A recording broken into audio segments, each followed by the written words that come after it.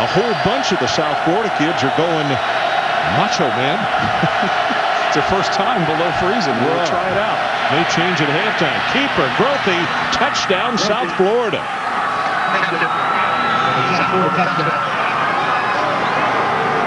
Well, and you can see the West Virginia players talking to each other.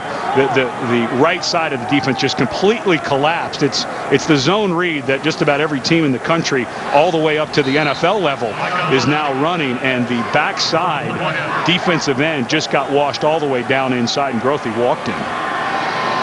Well, the drive, 10 plays, 75 yards, 3:55 off the clock. Bonatti knocks home the extra point, and we are tied at 7 as you take one more look at the touchdown run by Grothy. We had a chance to visit with Scooter yesterday, very bright young man.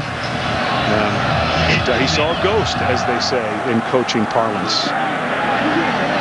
This kick's going to be returned from the 27. This is Langston. And cuts it back inside, picks up another 6 or 7 yards. Wendy Nix, let's check back with you in the studio. Ron, thank you very much. And we will check in on the Big 12 championship game in a Taco Bell studio update. Oklahoma already up 3, courtesy of field goal. Chris Brown punches it in from 4 yards out. And the Sooners lead Mizzou by a score of 10-0. Florida already defeating Alabama 31-20 for their first SEC title since 2006. Okay, Wendy. Well, for the first time tonight, Noel Devine has checked into the lineup, the sophomore out of Fort Myers. And it'll be a keeper by White as he faked it to Noel. By the numbers on White tonight, 6 of 9 throwing, 47 yards, and he has scored a touchdown. And his completions are to 4 different wide receivers. Yep, this is obviously a totally different offense than what was run by Rich Rodriguez and his staff before they took off from Maryland. Bill Stewart went and got Jeff Mullen out of Wake Forest. Excuse me, Michigan. Yeah. Took off for Jeff Mullen from Wake Forest. He was a quarterback's coach there for 7 years. White, pressure from behind, didn't feel it, going to be sacked. And that is number 90, Jarrett Bowie. Now, a point on Bowie. He is very, very good by his own rights. But because Selby gets so much attention, a lot of times he winds up getting single attention and maybe a little bit easier time. It helps him. And the key is when you have a guy like George Selby who's going to draw some help, then the other guy has to step up, because if he can't do it, now you're dead. Now you're just not going to get any pressure whatsoever unless you blitz. So give Bowie credit for at least stepping up and doing it when he can. Well, middle screen. This is Noel Devine. Puts the head down. You could hear the crowd coming to life, because when he gets the football at his size with that speed at 5'8", 170, he can really do wonders in space. Great job last week by Pitt. 1.4 yards per carry they held him to. And Pittsburgh and South Florida for the last 2 years have absolutely had West Virginia's number, offensively at least, and shut them down. Now there's Devine gone to the sideline now with a 4th down situation, and they punted away with McAfee. Now a little bit of that rugby punt, and he gets the forward roll, and picked up by Edwards at the 12. That's one paving block, and then it'll be the end of the way at around the 23-yard line. 43 yards on a kick and 13 on the return. We'll take a timeout. West Virginia 7 and South Florida 7. It's exciting things. Yeah, you have an active color that alerts your offensive mates that you may be changing the play. They must have changed that color because I think West Virginia may know it. Boy, I'll tell you, Jamar Taylor hit in the backfield just as he got the handoff, and it's a loss of 6. Hello, J.T. Thomas, the redshirt sophomore out of Fort Lauderdale. Whew. Well, this was just an absolute run-through. That's a heck of a job by Thomas. Didn't get to finish it, but there's Scooter Berry. Yeah, making up. Learned from his mistake. Yeah, he was home this time. Yes, he was. Way to go, Scooter. 2nd down and about 16. Tied at 7, about to hit the midway mark of the 2nd quarter. Snow has stopped here at Morgantown, at least for the moment. Grothy throws it in the flat, but the receiver, Cedric Hill, had to turn and come back a step to make the catch, and with that he lost his footing. And actually the first time we've seen tonight somebody lose their footing. Yeah, and I want to go back a second, though, about Jack talking about the color. What happens is cadence usually has a color in it. So you'll hear like green 57, green 57, and then you go into the cadence. Well, there is a color that's a hot color so that you know if it's red and I give you a number, that's what changes the play. Well, you don't want the defense to know when you're going to change it. So obviously Matt Grothy was concerned West Virginia knew their hot color, so they changed it. Quarterback draw, has 5, has 10, and he's off. Finally hit with an ankle-high tackle, and that will be enough for the first down. So Grothy sets sail, and it's a gain of 19 yards. Brandon Hogan finally put a stopper on it. Well, Matt Grothy is just playing lights out right now. This is a design run, and this is something that the coaches from South Florida said. Greg Gregory, the offensive coordinator, and Jim Leavitt said he is a better player when not just scrambles. He's very good at scrambling, but when we call run plays for our quarterback, he plays better, and Grothy is really locked in right now. Ben Williams, the man in the backfield with him, still looking, boy, with great protection. Throws it over to the left, and I mean almost a KO hit on Lankster. It's going to be a gain of 12, though. Bogan is the man who made the catch, and Lankster came over and really put the wood to it. Well, Grothy can be very accurate both in the pocket and on the run. That's the one thing the coaches talk about, his abilities with his feet set up so many things they do in the throwing game. But that is the word they use all the time. He's accurate on the run when he throws, and we've seen that so far this evening. West Virginia coming with pressure up the middle. He has to just unload this one, and a very smart move. No sense in taking the hit, and he could see that there was way too much duress to mess around with that situation. Clock stop, 6:29. And, you know, in that slide that South Florida went on, they started out 5-0, and then they went on a tough run there, lost 3 games in a row. For a while there, Grothy started forcing the ball, and the coaches felt like it was him trying to do a little too much because of the struggles of the team. Well, you could see Matt Grothy says, we want a timeout, so we'll take it with him. Tied at 7, just under 6.5 minutes until halftime. We'll be right back. We are back, tied at 7, 6:29 showing on the clock. And well, the temperature continues to drop. And for those of you who are Jackaroot fans, in the booth where Ed and I are standing, it's 76 degrees, and on the field it's 23. Now let's hear it for Jack. Poor guy. This is going to go for about a yard with Williams. And let's check in again with Jackaroo. Jack? I know you guys are sweating, but what I want to do is update you on the condition of the field. This is that field turf, and this isn't chocolate chip ice cream. It's starting to harden up. What happens is the snow gets inside and replaces a lot of the black ground up rubber, and that's what starts to make it hard.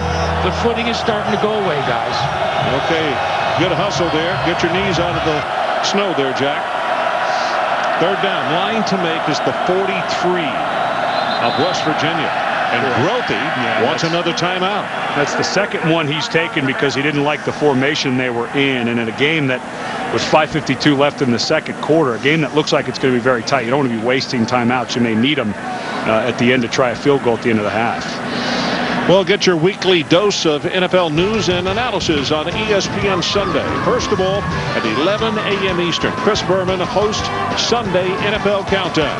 Then at 7 Eastern, Chris Berman and John Saunders deliver the day's highlights and scores during SportsCenter. Sunday NFL Countdown presented by IBM and SportsCenter presented by Bud Light on ESPN Sunday. Well, they have one of those field turf fields here where there is those rubberized pellets. It's chewed up tires is what they use. And those pellets that you see that they got swept out of there are what give you some of your traction. Well, if that's being replaced with snow, you've got the longer blades of the synthetic grass. Well, now you basically have precipitation, water on those blades. So you're going to start to see some guys slip as they make cuts. Well, third down. And still the line to make the 43.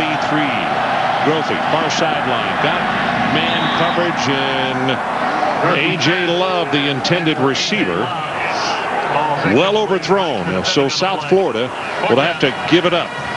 Langster was the man with the coverage. And West Virginia's going to leave their safe defense in. All their defensive linemen and linebackers will stay in instead of their normal punt return, because this is the area on the road you have to consider South Florida would think about a fake here. Alvarado was the man waiting for the snap back at the 38-yard line. Tied at 7, 5:47 left until halftime. Very, very high. Not real long, but it's a super coverage kick. And then it hits and takes a really good South Florida bounce and is going to go dead at the 10-yard line. On Monday night, the two teams perched at the top of the NFC South with identical 9-3 records. Tampa Bay at Carolina on Monday Night Football on ESPN at 8:30 Eastern Time. Coverage begins at 7 o'clock with Monday Night Countdown delivered by UPS. Ron Franklin, Ed Cunningham, Jack Arute coming to you from Morgantown, West Virginia. Pat White, the quarterback for this football team, playing his final game in a Mountaineer uniform here at home. They go with a running play straight ahead. And that is Noel Devine. And Noel, with a burst of speed, is going to have close to 11 yards on the carry. They're going to say officially it is 12. You know, I wonder if Noel maybe, you know, they said it was not a suspension, did not play at all in the first quarter. And, of course, Jock Sanders started at running back. It looks like they've now moved him almost permanently to the running back position. But this man's so explosive, you wonder if he wasn't maybe in the doghouse a little bit at the beginning of the game. They've got him out at wide receiver right now, and Pat White is the only person in the backfield. And they're trying to run Pat White to the right side, and boy, South Florida was right there to snip it out. Wendy Nix, let's check in with you again. Well, thank you very much. As we continue to update the Big 12 championship out in Kansas City, Oklahoma was on top 10-0. Finally, Mizzou has an answer, courtesy of Chase Daniel to Jeremy Macklin. 27 yards later, the Tigers are on the board. As it stands right now in the second quarter, it is 10-7, and of course, Florida already topping Alabama 31-20. Okay, Wendy, our situation, we're tied at 7, and the running play will go for maybe a yard, and that's it. It's going to be third down and very long for West Virginia. Craig Marshall defensively. And now this is where the development of Pat White as a quarterback that's gone on throughout the season has to show up, because this is a situation where you're not going to catch South Florida off guard. They're going to drop back into coverage. I would doubt they'll bring pressure here. So now White will most likely have to stand in the pocket, which is all new for him here his senior year. 4 wide receivers to his left.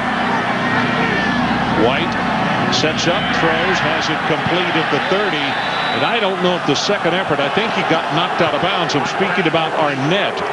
It's a gain of 7. That's not going to be enough for the first down. If you're Bill Stewart, do you take a chance this deep in your own territory? I don't think you should.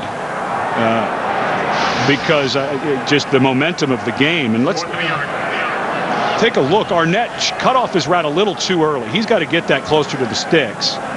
And he tried to stick it out late. The crowd booed because I thought it was a bad spot, but I think that was a good spot. Jerome Murphy was not allowing him to take it any further, but your point that you made was right on the fact that he cut the route off just a little too soon. And a good throw by White, though. That's exactly what you need, and that's something that Pat White has not been able to do up until this season, not really asked to do it. Oh, McAfee booms this one all the way back to the 11-yard line as Edwards tries the far sideline, and he just runs out of bounds. 55 yards on the kick, 11 on the return, and there is a flag down.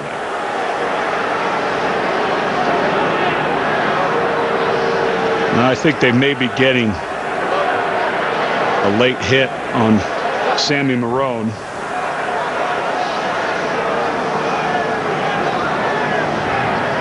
There was a little bit of back and forth jawing over there, but I think it might have been on Marone. There is no penalty for a late hit.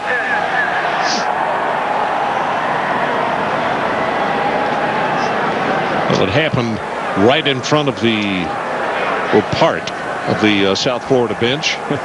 And Jim Leavitt is not making friends with the officials tonight. I don't think that they're going to be going out for dinner later. Well, he's trying to get his fair share, and I don't blame him. That's part of his task as a head coach.